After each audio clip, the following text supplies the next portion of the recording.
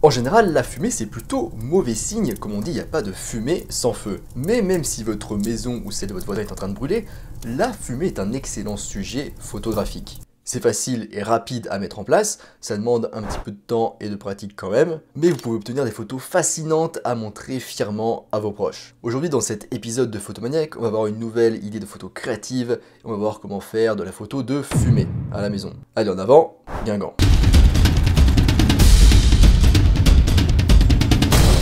Avant de commencer, je vous rappelle qu'en description, vous pouvez retrouver l'information gratuite sur les bases de la photo. Avertissement et mise en garde. Le plus important, c'est la sécurité. Toujours. Donc je vais vous donner quelques petits conseils pour que tout se passe au mieux et ne pas déranger les pompiers. Déjà, choisissez un endroit spacieux. Vous devez pouvoir faire vos manipulations et vous déplacer en étant à l'aise. Gardez la porte d'une pièce d'à côté ouverte. De la fumée qui s'accumule, ce n'est ni bon pour votre santé, ni pour vos photos qui peuvent devenir un petit peu brumeuses. N'oubliez pas bien sûr que là où il y a de la fumée, il y a du feu. Évitez de placer du coup votre dispositif à fumer près d'un objet inflammable. Typiquement à la maison, ce sont les rideaux en général. Positionnez-vous aussi à bonne distance de votre détecteur à fumée si vous en avez un, sinon gare aux oreilles. Prévoyez aussi de quoi éteindre rapidement, on ne sait jamais, par exemple une serviette mouillée. Et bien sûr, aérez régulièrement votre pièce, par exemple toutes les 10 ou 20 minutes. Mettez une alarme s'il le faut. Maintenant on passe au matériel nécessaire pour la photo de fumée. Un boîtier disposant d'un mode manuel. Un objectif, en général on prend un objectif standard ou téléobjectif. Ce qui est bien avec un téléobjectif, c'est que vous pourrez en fait en fonction zoomer un petit peu sur la fumée pour avoir des photos de détail ou dézoomer pour avoir une vue un petit peu plus globale. Un flash déclenchable à distance et déportable, donc en gros qui n'est pas juste sur votre appareil photo, mais qu'on peut mettre autre part. Un déclencheur sans fil ou le minuteur de votre boîtier. Un fond noir ou sombre, en tout cas bien lisse. De cette manière, vous allez pouvoir obtenir un beau contraste avec la fumée. Ensuite, une pièce où prendre la photo, donc je vais détailler ça un petit peu après. Ensuite, une source de fumée, donc très classiquement, on prend des bâtonnets d'encens. Ce qui est bien, c'est que l'autonomie est de 45 minutes, donc ça laisse le temps de prendre des photos. De quoi du coup allumer ce dispositif à fumer, donc en général un briquet ou des allumettes ou votre dragon de compagnie éventuellement. Ensuite, un porte-encens, c'est mieux, ou sinon une gomme ou de la pâte à modeler dans laquelle vous allez planter votre bâton d'encens. Une table basse ou une surface plane en tout cas où installer un petit peu tout ça. Et enfin un réflecteur, mais c'est totalement optionnel. Première étape du coup, l'installation de la scène. Alors, on commence du coup avec l'installation du fond. Vous allez du coup placer votre fond, votre arrière-plan à au moins 1 mètre du dispositif à fumer. Ensuite, vous allez le fixer au mur, donc épinglez-le, scotchez-le, peu importe. Si c'est un carton, vous pouvez mettre une pile de livres derrière par exemple. Mais bref, il faut que ça tienne verticalement. Et c'est important si c'est un tissu qui soit bien lisse. Assurez-vous du coup que votre fond est rempli entièrement l'arrière-plan. Si ce n'est pas le cas du coup, essayez d'avoir un fond plus grand ou de le déplacer plus près du dispositif à fumer.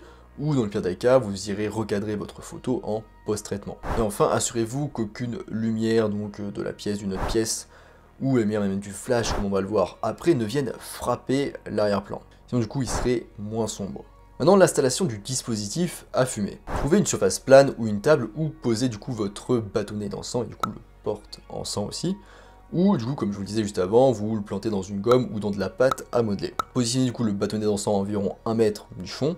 Ça dépend de quelle est la taille de votre fond. Ensuite, on passe à la configuration de la pièce. Globalement, vous pouvez utiliser n'importe quelle pièce de votre maison tant qu'elle est faiblement éclairée, en tout cas qu'elle permet de diminuer grandement l'éclairage ambiant, qu'elle offre suffisamment de place pour vous déplacer et faire vos manipulations, et qu'elle vous permette facilement et rapidement d'aérer. Du coup, pour éviter que la fumée ne s'envole, vous allez fermer toutes les fenêtres de la pièce, vous allez éteindre les ventilateurs, et bloquer tout ce qui pourrait créer un courant d'air dans la pièce.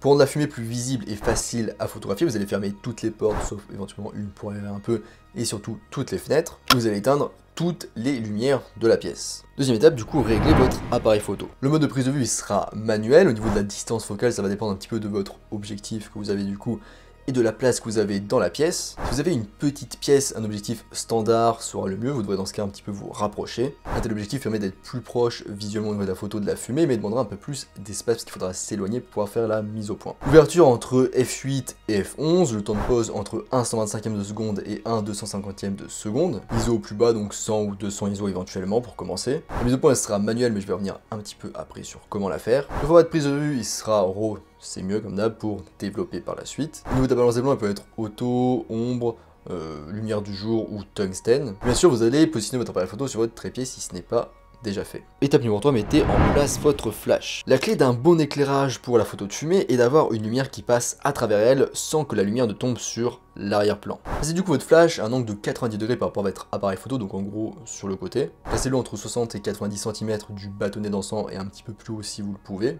Si vous avez un trépied, c'est assez pratique à régler du coup. Dirigez du coup le flash vers le bâtonnet d'encens, donc vers le bas. Et enfin, optionnel, vous pouvez positionner en face du flash du coup votre réflecteur, votre papier d'aluminium si ce n'est pas de réflecteur, pour un petit peu faire rebondir la lumière du flash et avoir une lumière un peu plus homogène sur la fumée.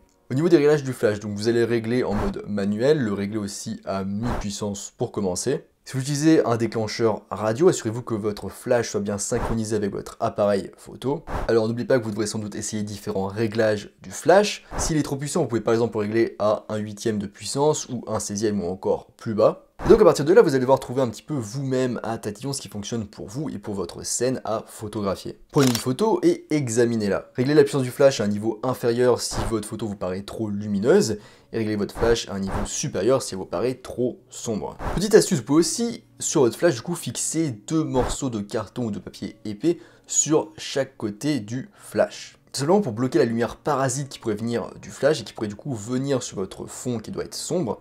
Sauf que du coup, s'il est éclairé par le flash, il est plus très sombre, il est plus noir clair ou gris. Et donc comme ça évite d'avoir de la lumière qui vient sur le fond. D'ailleurs, il faut aussi éviter que la lumière du flash ne vienne rebondir sur votre appareil photo qui pourrait créer un petit peu des reflets. Étape numéro 4, la mise au point. Alors placez du coup votre bâtonnet d'encens de manière à ce que du coup la partie qui va brûler dépasse un petit peu en bas du cadre de la photo. Faites du coup la mise au point sur l'extrémité du bâtonnet qui dépasse, avec le mode autofocus. Vous pouvez aussi par exemple utiliser un petit objet comme un stylo que vous allez mettre à 4 ou 5 cm au-dessus de cette extrémité de bâtonnet et vous allez faire la mise au point directement sur cet objet. Donc il faut bien qu'il soit bien au-dessus de votre bâtonnet d'encens et pas du coup trop devant ou trop derrière, sinon ça ne fonctionnera pas. Ensuite désactivez du coup l'autofocus, passez en mode manuel. Vous lâchez tout simplement votre back button derrière si vous avez mis votre mise au point sur le back button, j'en parle d'ailleurs dans ma formation gratuite. Et enfin du coup vous pouvez vérifier votre mise au point en vous mettant en mode par exemple live view, donc en faisant apparaître du coup votre viseur sur votre écran LCD de votre boîtier.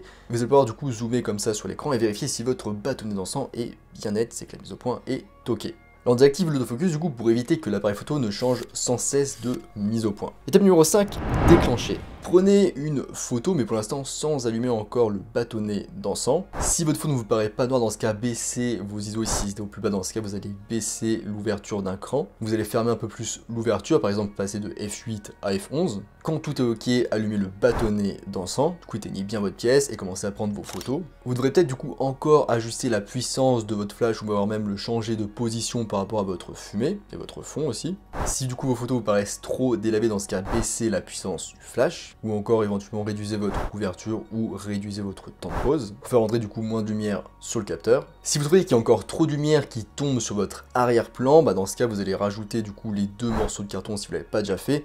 Et si vous l'avez déjà fait, peut-être qu'ils sont pas assez gros, qu'il faut qu'il y ait des morceaux un peu plus gros en fait pour éviter qu'il y ait trop de lumière qui n'aille sur le fond. Étape numéro 6, du coup, faire des formes. Vos panaches de fumée se dirigeront par défaut vers le haut. En faisant une simple colonne comme ça qui part en haut, ce qui est chiant, on n'a pas fait tout ça pour ça. Pour rendre vos photos plus intéressantes, vous allez créer des formes avec la fumée. Et c'est plutôt simple, vous allez juste avoir à passer votre main dans la fumée. Donc par exemple, passer de haut en bas, de bas en haut, de gauche à droite, de droite à gauche. Vous pouvez même faire tourner un petit peu votre main dans la fumée. Vous pouvez souffler dessus, vous pouvez utiliser quelque chose, du papier par exemple, pour faire un petit peu de vent dessus, comme ça déplacer la fumée. Chaque mouvement différent fera que la fumée se comportera de manière différente. Chaque photo que vous prendrez sera donc unique, comme vous. Vous pouvez également faire apparaître des formes en manipulant directement le bâtonnet d'encens, voire même plusieurs bâtonnets d'encens en même temps. Vous pouvez aussi placer une cuillère au-dessus de la fumée. De cette façon, vous allez perturber la colonne droite et créer des motifs. Vous pouvez aussi par exemple retirer la cuillère toutes les quelques secondes pour créer une séquence régulière. Vous pouvez aussi tout simplement la garder sur le dessus pour créer des nuages en forme de champignons. Vous pouvez aussi utiliser d'autres objets pour faire des formes, même pour le rajouter sur votre photo, mais en général du coup pour faire les formes, on utilise une cuillère, ça fonctionne bien. Si vous trouvez votre filet de fumée un petit peu trop fin, vous pouvez, si vous le souhaitez, allumer 2 bâtonnets d'encens en même temps, les mettre l'un d'un côté de l'autre, du coup votre filet sera plus épais. On arrive déjà à la fin de cet épisode de Photomaniac. Comme d'habitude, en description, je vous laisse l'article sur le même sujet beaucoup plus complet. Et je rappelle qu'en description, vous pouvez aussi retrouver ma formation gratuite sur les bases de la photo. Moi, je vous laisse ici à vos photos fumeuses et je vous dis à bientôt sur les internets mondiaux.